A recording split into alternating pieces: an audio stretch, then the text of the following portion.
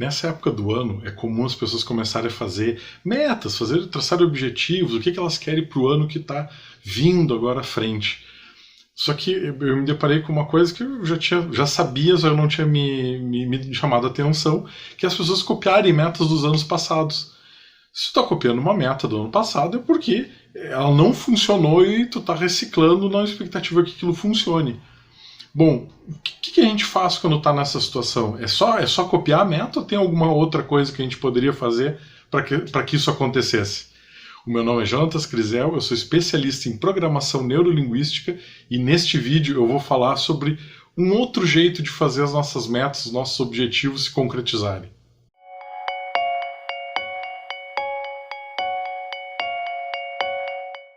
Então, pessoal, nesse final de ano, é o momento onde a gente começa a olhar para o ano que vem. Algumas pessoas já fizeram isso, outras pessoas ainda estão no processo, outras pessoas vão fazer isso no finalzinho, outras nem vão fazer. É assim o mundo anda.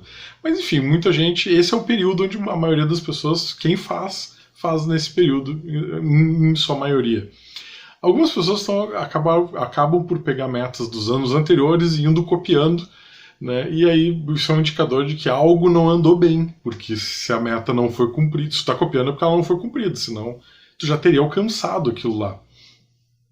E aí a primeira pergunta que eu tenho que fazer é assim, ok, a meta não foi alcançada, o que faltou para ela ser alcançada? O que te impediu de alcançar essa meta? Qual foi a dificuldade que tu enfrentou? Enfim, esse seria o primeiro ponto para avaliar, primeiro se essa meta ainda te é útil. Porque daqui a um pouco ela nem para isso mais serve, ela é alguma coisa que para aquele teu eu de 1, 2, 3, 5 anos atrás servia e agora não serve mais. E aí talvez não valha a pena, não faça sentido. A outra coisa é, ok, tu copiou ela e tu botou e agora tu está comprometido em fazer. Qual é a mudança comportamental? Qual é a tua mudança? Em que tu mudou para fazer aquilo ali? Porque se tu tiver o mesmo comportamento que tu teve no passado, o que tu acha que vai acontecer no futuro? Essa meta não vai ser atingida, não vai funcionar. Não vai, né? O que tu mudou em ti? Qual é a grande mudança de hábito? Qual é a grande mudança de postura?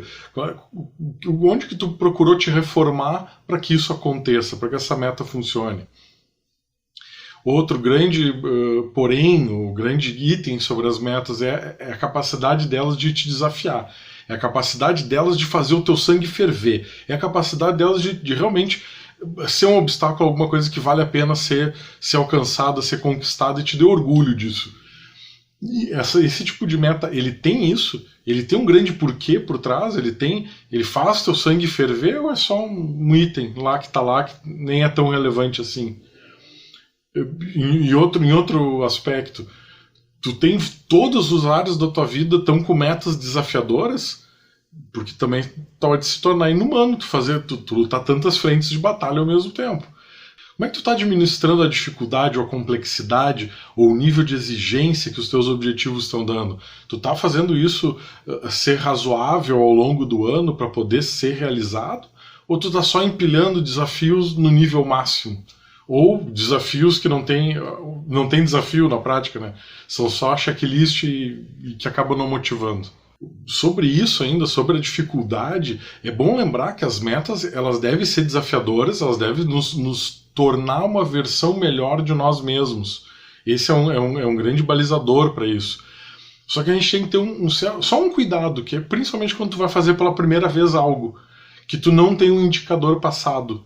Né? Eu vou pegar uma empresa porque eu acho que ela exemplifica bem. Eu tenho uma empresa que ela tem um indicador de vendas, por exemplo. Bom, é fácil traçar uma meta de vendas. Por quê? Porque eu olho para o futuro. Mas, e se for uma empresa que abriu agora, que não tem um histórico de vendas, ou é um produto que a gente não sabe, é lançamento?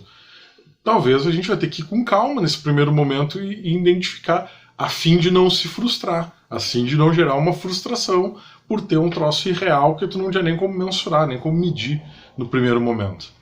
E já que a gente falou também de dividir de áreas da vida, qual é a área da vida que tu precisa priorizar, que é a que está pior ou a que está necessitando mais atenção agora?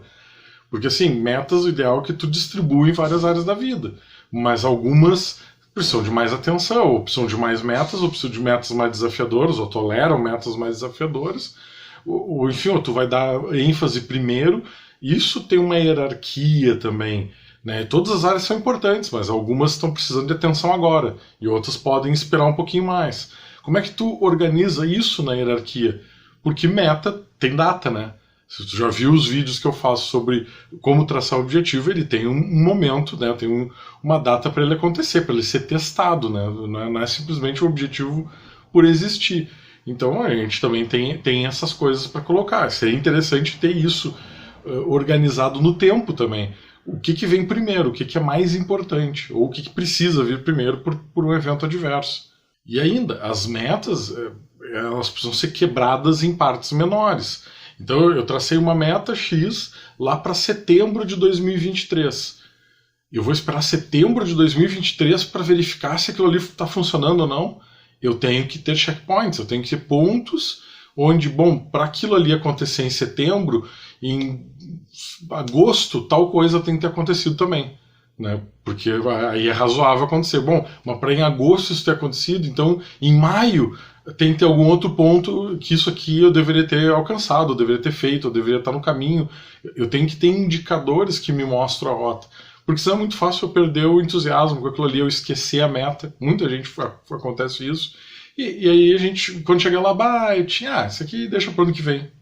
E por falar nisso, como a gente está aumentando a complexidade da coisa, como é que tu registra suas metas? Como é que tu organiza elas? Tu guarda tudo na cabeça? E esse aqui é uma armadilha fatal. Por quê? Porque guardar as metas na cabeça, guardar essas informações na memória, funciona. Vai funcionar. Por um tempo. Algumas vezes. E isso é só o suficiente para te ter a crença de que vai funcionar de fato. Para sempre. E aí, quando daqui a um pouco tu começa a quebrar essas metas, ou tu começa a ter metas que são de grandiosidade, de complexidade maior, e aí tu não vai conseguir gravar tudo na cabeça, tu vai esquecer, aí vai ter problema, e aí tu te perdeu, e aí o teu planejamento foi por água abaixo. Gente, meta é documento, escreve ela, anota, de preferência num lugar visível, num lugar que tu possa consultar. Por quê? Porque tu vai fazendo acompanhamento, tu registra. Se tu vai usar tecnologia, põe na tua agenda para ter um lembrete, olha, tal coisa, tem que acontecer em tal data. Né? Bota, inclusive, as submetas daquilo ali para aquilo acontecer, porque senão fica tudo muito solto. Dependendo da memória, tu caiu, bateu a cabeça, pronto, acabou a tua memória. Tu precisa ter isso registrado.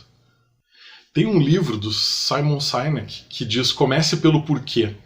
Os grandes líderes, os grandes motivadores mundiais, eles sempre começam com um porquê, eles te dão um objetivo, eles te dão uma ideia de futuro tão intensa, tão magnética, que tu te sente motivado a ir atrás daquilo lá. Aquilo é tão persuasivo que às vezes as pessoas não conseguem nem perceber o que está acontecendo. E essa ideia. Eu tenho uma meta, eu tenho um objetivo. Para quê? Para atender o quê? Com qual propósito eu estou fazendo isso? O que de maior eu ganho do que eu estou tentando fazer? Qual é a minha intenção positiva com isso aqui? O que está sendo preservado? O que está sendo buscado? O que está sendo evitado aqui? O que está em jogo de fato com essa meta?